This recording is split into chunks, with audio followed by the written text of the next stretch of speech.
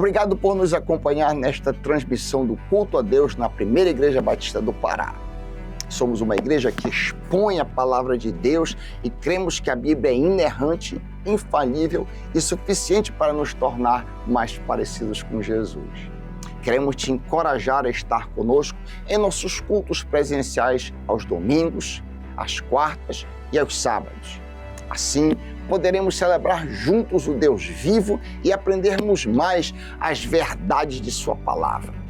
Se você tomou alguma decisão, entre em contato conosco através do nosso site e das redes sociais. Queremos orar por você e ajudá-lo na sua caminhada com Cristo. Que Deus te abençoe copiosamente em nome de Jesus. Amém. Boa noite novamente, meus irmãos. Convido você a abrir sua Bíblia comigo.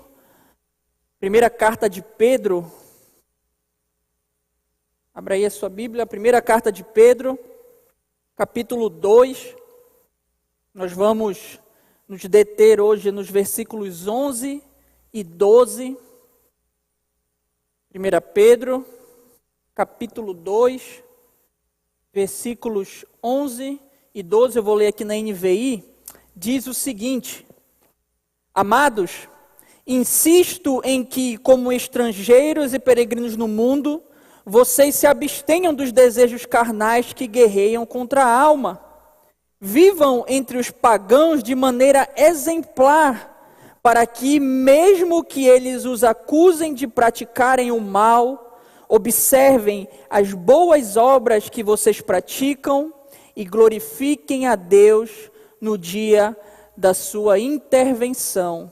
Vamos orar mais uma vez. Senhor nosso Deus, aqui estamos, ó Pai, diante de Ti. A nossa oração, ó Pai, é para que Tu fale aos nossos corações. Que não seja eu, mas o Teu Espírito, Senhor, falando, a começar em mim, ó Pai. Nos ajuda, tem misericórdia de nós, que eu suma, Senhor, e que o Senhor apareça neste momento. Tudo isso eu oro e desde já te agradeço, no nome santo de Jesus. Amém. Em meados do século II, ali por volta do ano 150, mais ou menos, depois de Cristo, foi escrito um importante documento que é conhecido por muitos teólogos como a pérola da apologética cristã primitiva. Esse documento é chamado Epístola a Diogneto e é um escrito que expôs e defendeu a fé cristã do escárnio e da maledicência da sociedade pagã greco-romana. Nós não sabemos quem é o autor dessa epístola, mas nós sabemos que ela é endereçada a um tal Diogneto. Esse homem, como conta a história, muito provavelmente ele era um importante cidadão romano, da elite romana, um pagão, mas que havia se interessado, se impressionado com aquela religião que estava surgindo no império, o cristianismo. Uma religião que não somente era nova, mas além disso, estava indo contra os valores, os padrões que a sociedade greco-romana tanto acreditava. Diante de uma sociedade totalmente depravada, imoral, na qual costumes como, isso aqui você encontra em qualquer livro de história, abandono de crianças para a morte na porta dos templos, aborto, politeísmo, imoralidade sexual, egoísmo, e aqui poderíamos passar horas falando, eram comuns. A verdadeira conduta cristã resplandeceu no meio daquelas trevas, deixando os ímpios em dúvida e espanto, ao verem os cristãos amando e servindo uns aos outros, tendo relacionamentos monogâmicos, heterossexuais e pautados em fidelidade, sexo apenas no casamento, socorrendo aquelas crianças que eram deixadas para morrer e se posicionando contra o aborto ali naquele contexto. Entretanto, viver inserido numa cultura, mas ser diferente dela, não é algo novo ou exclusivo ou que começou aqui nos meados do século II. O apóstolo Pedro, aqui na sua primeira carta, muitos anos antes da epístola de Ogneto ser escrita, ele exorta os cristãos a viverem exatamente dessa forma.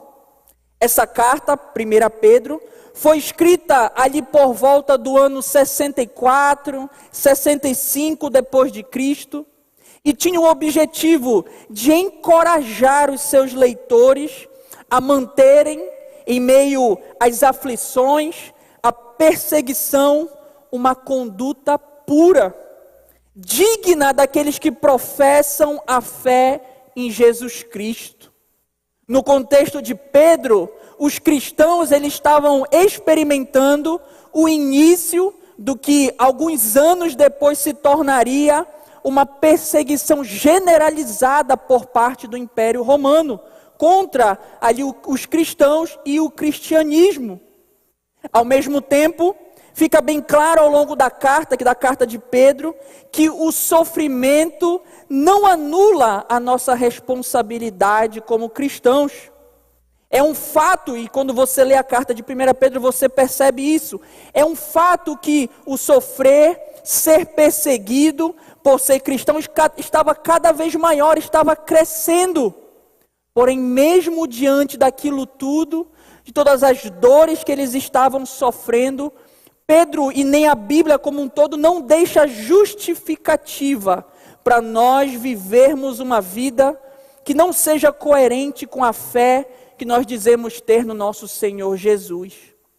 Por isso, Pedro, em um tom pastoral, um tom amoroso, preocupado com a vida daqueles irmãos, ele busca fornecer orientações, exortações para o cristão responder ou reagir adequadamente à oposição do sistema caído do mundo, dos sofrimentos ao seu redor, da perseguição, sob a ótica, sob a visão de quem esse cristão é, um regenerado, um transformado, e dos privilégios que ele possui em Cristo, adotado, justificado, santificado e um dia glorificado.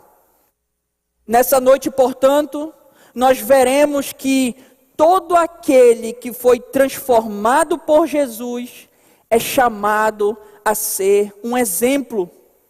E para isso nós olharemos mais detalhadamente para dois aspectos que fundamentam essa conduta, que sustentam a nossa vida como exemplos da verdade do Senhor.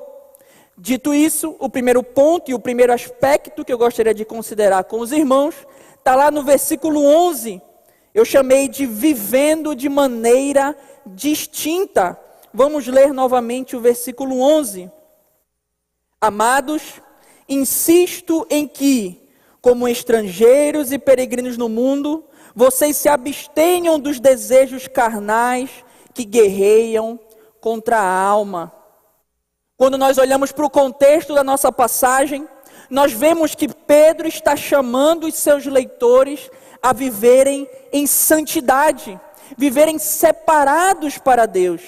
Independente das circunstâncias que eles estavam vivendo, os crentes são chamados a obedecerem ao Senhor e abandonar o modo como viviam antes.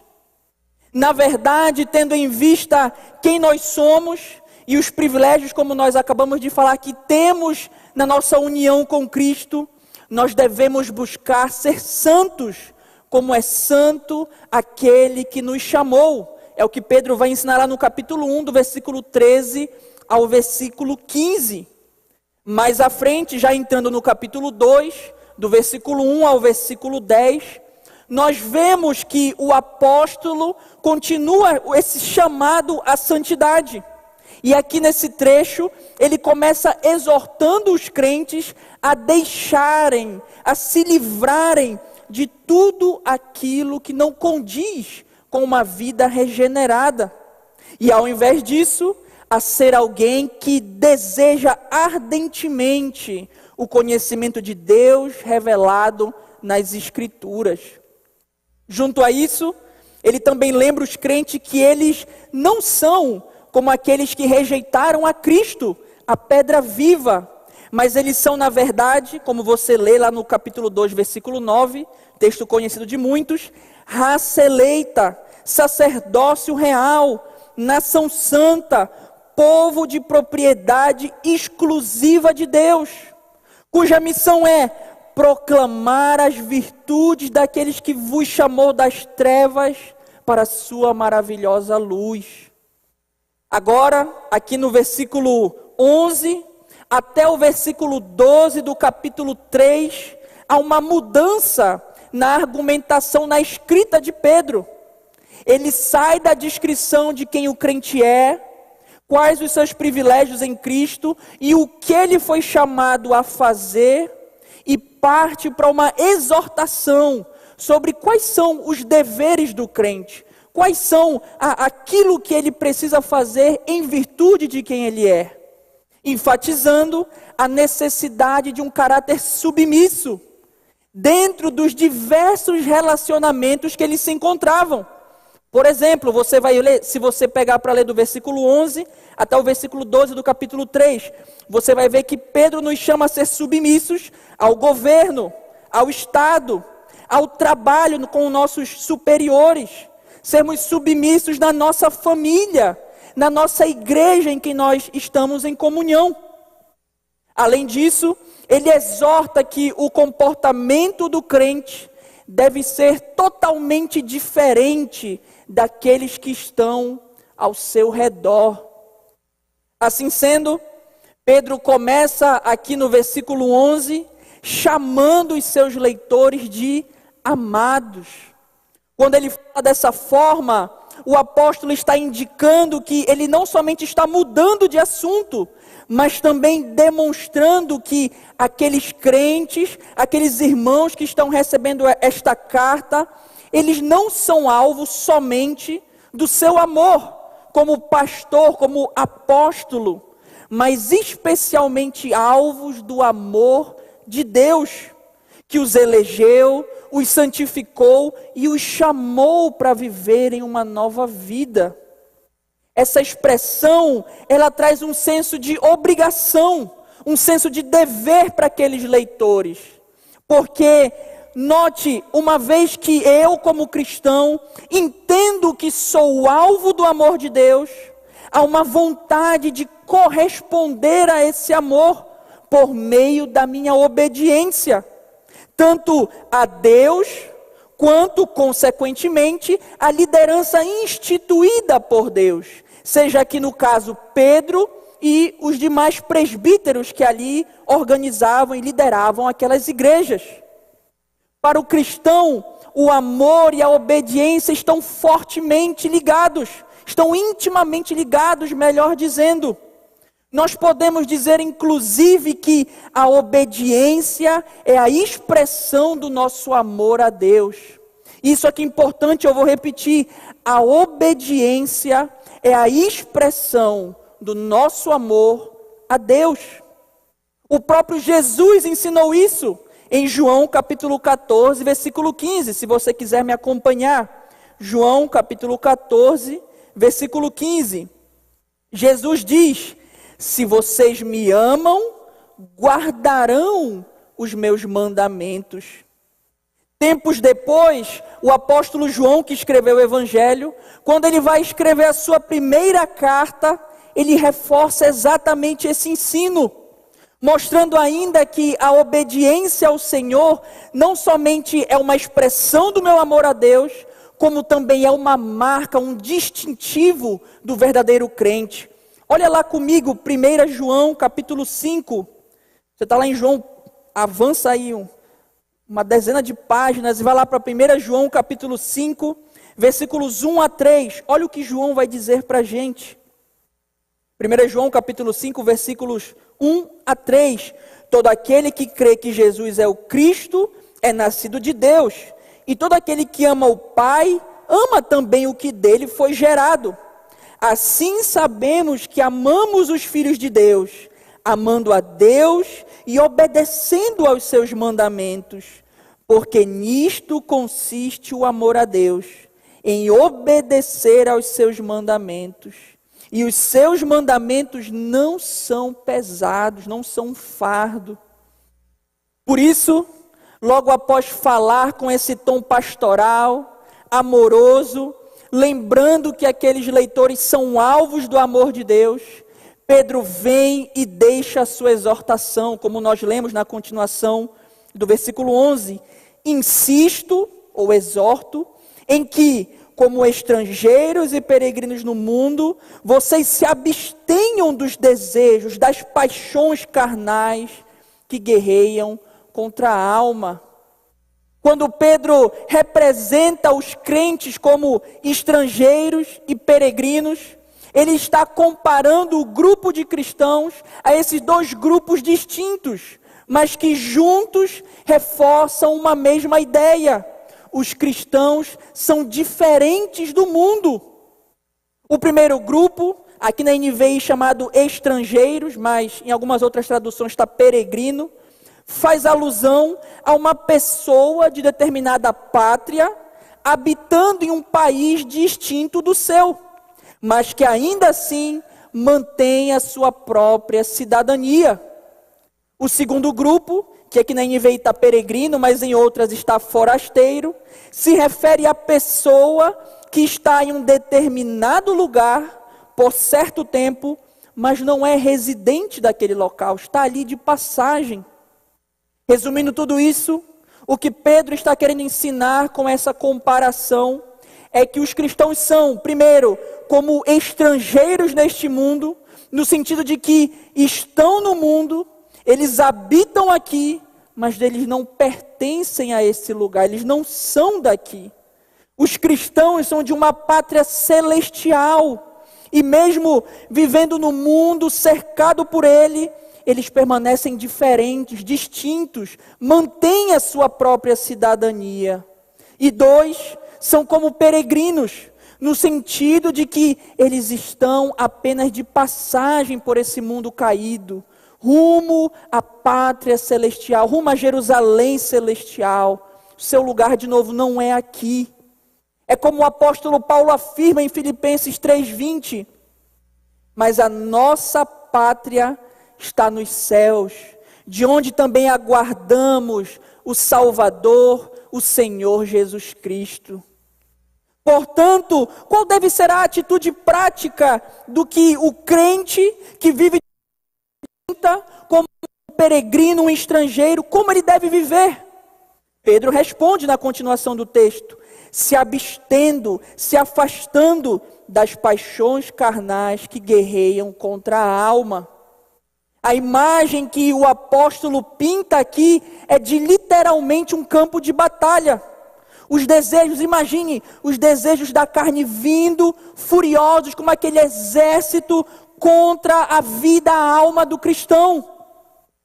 Pela Escritura, nós aprendemos que a vida cristã é um campo de guerra.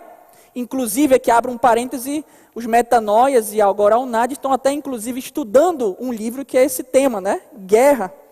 A vida cristã é uma batalha, é um campo de guerra. E nós travamos uma batalha sem trégua contra o diabo, a carne e o mundo. E nessa batalha espiritual, meus irmãos, nós somos chamados a resistir ao diabo, a não nos conformar com o mundo, mas fugir das paixões carnais. E quais são essas paixões carnais, você pode me perguntar? Pedro também responde, mas em outro contexto. Veja lá 1 Pedro capítulo 4, você está no capítulo 2, pula lá para o capítulo 4, versículo 3. Pedro vai explorar, vai demonstrar quais são essas obras, essas paixões carnais. 1 Pedro capítulo 4, versículo 3 vai dizer: são andar em devassidão, luxúria, bebedeira, orgias, farras e idolatria detestável. Ou ainda nós poderíamos lembrar das obras da carne, que o apóstolo Paulo vai dizer lá em Gálatas 5, 19 a 21. Gálatas 5, 19 a 21. Paulo diz: ora, as obras da carne são manifestas. E aí ele vai dar uma lista não exaustiva, mas exemplificativa. imoralidade sexual, impureza e libertinagem, idolatria e feitiçaria, ódio, discórdia, ciúmes, ira, egoísmo, dissensões, facções, inveja, embriaguez, orgias e coisas semelhantes. E finaliza dizendo: eu os advirto, como antes já os adverti. Aqueles que praticam essas coisas não herdarão o reino de Deus. Essas paixões, meus irmãos, dão à pessoa uma sensação de satisfação temporária. Quando ela está acometida, vivendo dessa forma, praticando essas coisas, ela está momentaneamente satisfeita, pensa que está tudo bem, mas na realidade, essas coisas estão guerreando contra a sua alma e pouco a pouco lhe destruindo, alargando os seus passos para o inferno. Portanto, o caminho da vitória sobre as paixões carnais não é o enfrentamento, mas a fuga e a abstinência dessas coisas. É se afastar daquilo que nós sabemos que nos conduzem a práticas pecaminosas. É nos afastar muitas vezes de pessoas que nos conduzem a determinadas ações que não agradam a Deus. É sairmos de círculos sociais onde ali o que é promovido não é a santidade, mas a imoralidade, a satisfação pessoal. Esse versículo tem importantes lições, infinitas talvez lições para mim e para você. Mas aqui eu separei duas. Primeiro, o comportamento do mundo jamais deve ser o padrão do que é certo e errado para o crente. O grande teólogo R.C. Sproul diz algo importante sobre esse assunto. Ele diz, abre aspas, um grande problema da igreja de hoje é que mesmo depois de as pessoas se converterem a Cristo, elas continuam a se comportar de maneira que a cultura em que vivem aceita e espera. Fecha aspas. Assim como Pedro exortou aqueles crentes de sua época a lembrarem que estão no mundo, mas não são do mundo, nós devemos olhar para esse texto e receber essa exortação também. Nós precisamos lembrar que, por mais que estejamos habitando no mundo caído, depravado, com padrões éticos invertidos, com uma cultura, na verdade, onde o certo é ruim e o errado é bom, ainda assim, o cristão não pertence a esse mundo. Ele está aqui apenas de passagem, por um breve momento. Por isso nós não devemos nos parecer ou desejar, querer nos parecer com esse sistema caído. É muito triste ver igrejas, cristãos, que diante da prática mundana, ao invés de rejeitar e demonstrarem qual é a verdade do Evangelho, eles tentam se adequar ao que eles veem, tentam se encaixar no padrão do mundo. Por exemplo, nós vemos igrejas hoje, e não somente hoje, eu vejo isso desde a minha adolescência, que investem tempo e dinheiro em balada gospel, em carnaval gospel, ainda dão o nome Carna Cristo, bloquinho gospel, e aqui poderia botar um monte de gospel para frente. Ou ainda cristãos que se dizem a favor do aborto, a favor do casamento gay, a favor da ideologia de gênero e outras tolices. Lembre-se, nós não pertencemos ao mundo e, portanto, não devemos nos amoldar a ele. Muito pelo contrário, é o que Paulo ensina lá em Romanos 12:2. Não se amoldem ao padrão deste mundo, mas transformem-se pela renovação da sua mente, para que vocês experimentem e comprovem a boa, agradável e perfeita vontade de Deus. Por isso, meu irmão, não importa se o mundo aí fora diz que é normal um homem passar horas vendo mulher seminua no Instagram, que é normal alguém consumir pornografia, que é normal uma mulher expor o seu corpo a torto e direito, que é normal ter um relacionamento aberto, que aborto é questão de escolha, meu corpo, minhas regras, que crente pode ficar pulando bloquinho de carnaval, enchendo a cara em barzinho, que é normal gastar a sua vida inteira, a sua juventude toda, correndo atrás de dinheiro e fama. Não importa se o mundo diz isso, o que os outros fazem ou que os outros aprovem, não importa. Se Jesus, por meio da sua palavra, não aprovar, então nós também não devemos fazê-lo. E se não aprovamos, não devemos praticar essas coisas também. Segunda aplicação, o cristão precisa se abster de todos os seus desejos carnais. Para alguns, os cristãos só devem se comportar de maneira diferente dos ímpios, obviamente falando, no âmbito sexual. É claro que o cristão deve se portar de maneira diferente nesse aspecto. Entretanto, não fica apenas nisso. Se abster dos desejos carnais implica em basicamente se afastar de tudo aquilo que o meu eu, que a minha carne quer, que para o mundo é normal, mas é incompatível com a palavra de Deus. Aqui podemos citar outros exemplos: desejo desenfreado por status, por ser reconhecido, por fama, por dinheiro, pelo corpo perfeito. Isso aqui são exemplos de desejos carnais, que muitas vezes nós ignoramos.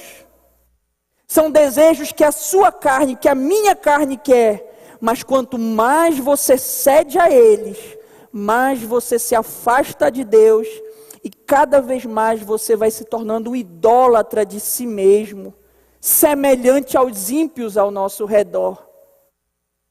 Viver uma vida guiada por essas coisas não é se abster dos desejos carnais, e muito menos se distinguir do mundo, mas é cada vez mais se parecer com ele. Ou em outras palavras, não é agir como um verdadeiro cristão, mas como um ímpio que não conhece, não experimenta do amor de Deus. O cristão é chamado a negar a si mesmo, nós sabemos isso de cor, e não a satisfazer a nós mesmos. E diante disso tudo, fica algumas perguntas para mim e para você. Na sua escola, na sua faculdade, lá no seu trabalho, no meio da sua família, dos seus amigos, você tem agido e pensado diferente do padrão mundano? Você tem se afastado daquilo que satisfaz a tua carne para agradar a Deus? Olhando para os ímpios ao seu redor, você mais se parece ou se diferencia deles? Pedro chama o crente a viver de modo diferente do mundo que o cerca, se afastando dos desejos da sua carne. Que o Senhor nos ajude a alcançar esse padrão, nos dando força para negar a nós mesmos e aceitar aquilo que Ele tem para nós e comanda que façamos. Segundo ponto, está lá no versículo 12, vivendo de maneira exemplar. Nós vimos viver de maneira distinta, agora vivendo de maneira exemplar. Vamos ler novamente o versículo 12. Vivam entre os pagãos de maneira exemplar, para que, mesmo que eles os acusem de praticarem o mal, observem as boas obras que vocês praticam e glorifiquem a Deus no dia da sua intervenção. Na continuação do texto, nós podemos observar outro aspecto da conduta que o cristão deve ter. Nós vemos que o apóstolo exorta os crentes a viverem uma vida exemplar entre os pagãos. Essa palavra aqui, pagãos, traduzida na NVI, é encontrada em outras versões como gentios, talvez seja o seu caso. Entretanto, eu penso que a palavra pagãos deixa mais claro a ideia de Pedro aqui no texto, porque gentios aqui não faz referência estritamente àqueles povos que não são judeus, povos de qualquer outra etnia ou nacionalidade, mas faz referência justamente aos incrédulos, sejam eles judeus ou gentios. Então nós podemos entender que a preocupação de Pedro quanto à conduta dos crentes não era em como eles iriam se comportar diante de uma determinada etnia ou nacionalidade, mas sim como eles iriam se comportar diante daqueles que não conhecem a Deus.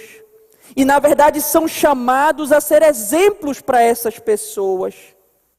Portanto, nós precisamos ter consciência que Deus chama o seu povo na sociedade a viverem como suas testemunhas, testemunhando do seu caráter, das suas obras, do seu grande amor, a viver como santos, porque Ele é santo. Assim sendo, viver de maneira exemplar no meio dos incrédulos implica que a conduta não deve ser pedra de tropeço para os crentes, para os descrentes, na verdade, ao nosso redor. Pelo contrário, o nosso estilo de vida deve ser distintamente pautado nas Escrituras, de modo que sirva para encorajar, para envergonhar muitas vezes aquele que pratica o que é errado, encorajar aquelas pessoas a seguirem o nosso exemplo. E aqui vale frisar que uma conduta, por melhor que seja, por mais bíblica que seja, não tem poder para transformar um pecador sequer. A transformação real, nós sabemos disso, vem somente pelo operar, pelo agir do Espírito Santo, por meio da pregação do Evangelho. Porém, a nossa conduta, o nosso comportamento tem essa capacidade, atrair ou afastar alguém de ouvir essa mensagem. Às vezes, atrair ou afastar aquele seu amigo que você tanto convida para vir à igreja. Essa é a capacidade da nossa conduta. De certo modo, os cristãos estão vivendo como numa vitrine, expostos à mostra.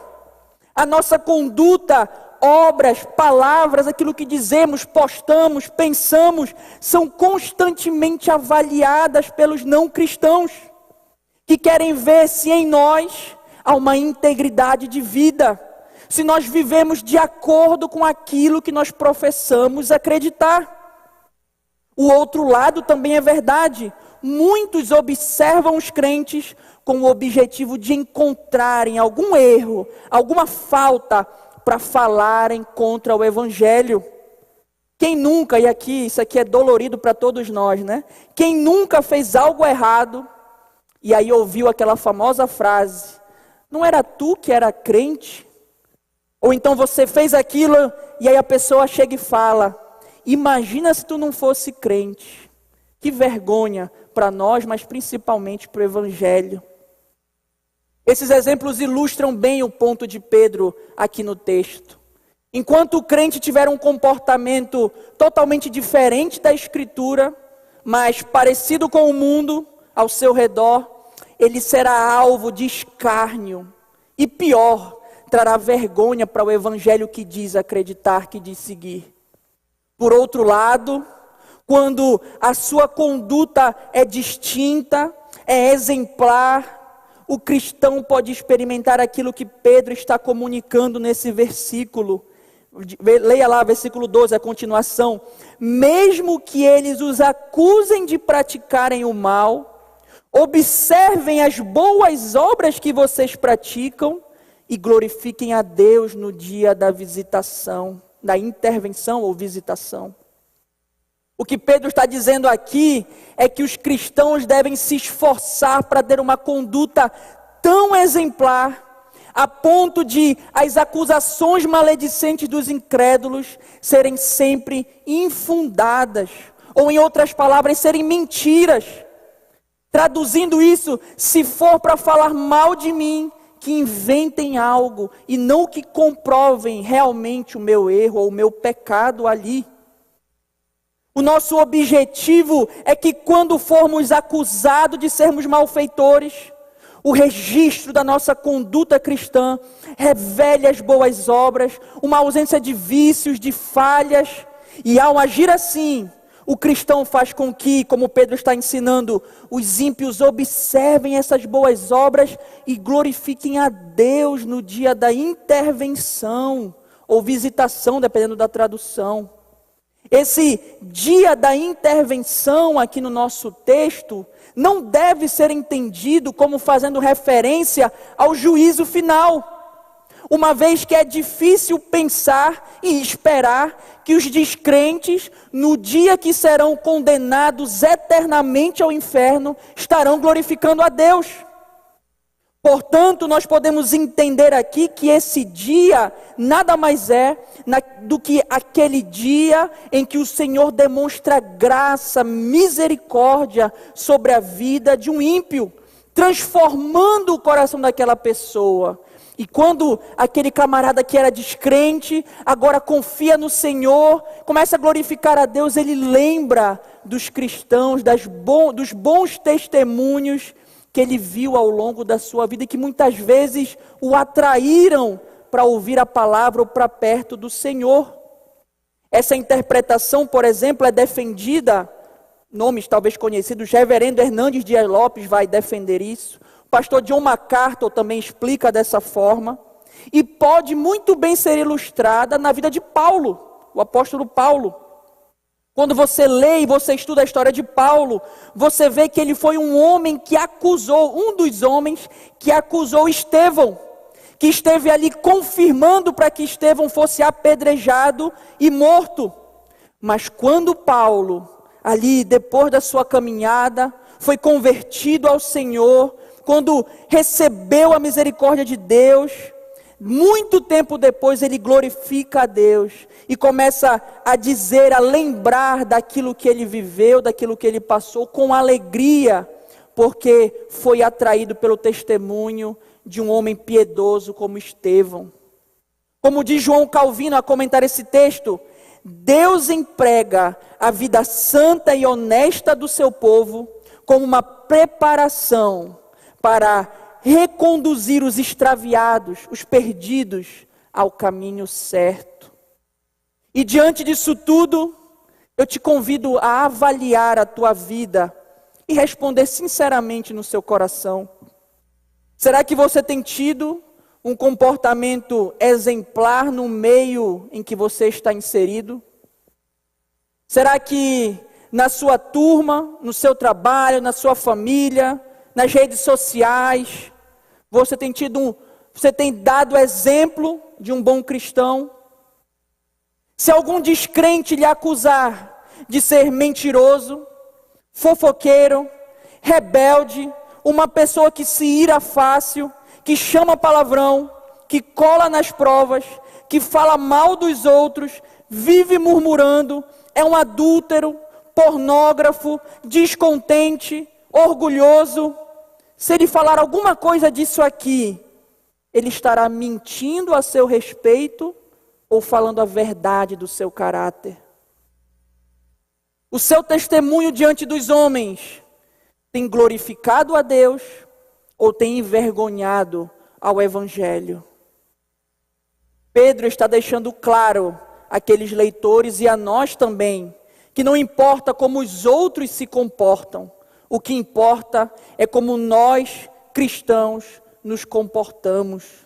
Afinal de contas, o objetivo disso tudo não é que se faça justiça aos que são difamados, perseguidos, injustiçados, mas sim que o nosso Deus seja honrado, glorificado cada vez mais. Que o seu reino avance e que nós sejamos participantes, como foi dito ainda há pouco, desse avanço ao longo de todo o mundo e que todos os povos glorifiquem a Deus. Já caminhando para a conclusão, nós podemos resumir tudo o que foi dito aqui, afirmando que o Senhor nos chama a ser exemplos, onde quer que nós estejamos. O crente não deve ser, como a nossa mãe diz, igual a todo mundo. Ele é chamado a ter uma conduta distinta do mundo caído, a se abster dos prazeres da carne, a ser exemplo para os incrédulos ao seu redor. Tudo isso para a glória de Deus, para o louvor do nome de Jesus Cristo. Que assim como aqueles cristãos do contexto de Diogneto causaram impacto na sociedade do segundo século, por causa da sua conduta pautada nas Escrituras, que o Senhor nos ajude a impactar o meio que nós estamos inseridos também. Que a palavra não seja algo apenas teórico em nossa mente, mas uma conduta prática do nosso viver. Que sejamos encontrados fiéis, marcados por pessoas íntegras, e não aqueles que fazem e depois são questionados. Não é você que é um cristão? Que tudo isso o Senhor nos ajude, em nome de Jesus. Amém. Vamos orar mais uma vez. Senhor nosso Deus, nós te agradecemos, ó Pai. Te agradecemos, Senhor, pela maravilhosa graça que Tu derrama sobre os nossos corações. Obrigado, Senhor, porque Tu nos dá o privilégio de sermos Tuas testemunhas, Senhor. Nos ajuda, ó Senhor, diante de tamanha responsabilidade, a não envergonharmos o Teu nome, muito pelo contrário. Que, como a Tua palavra diz, que ao verem as nossas boas obras, eles glorifiquem ao Pai que está nos céus, Senhor. Tem misericórdia de nós, nos usa como diferentes exemplos no meio dessa sociedade, dessa geração caída, perdida, Senhor. Tem misericórdia de mim e dos meus irmãos, nos ajuda a cada vez mais demonstrarmos a Tua palavra, o Teu grande amor àqueles que estão perdidos. Tudo isso nós oramos, no nome santo de Jesus. Amém.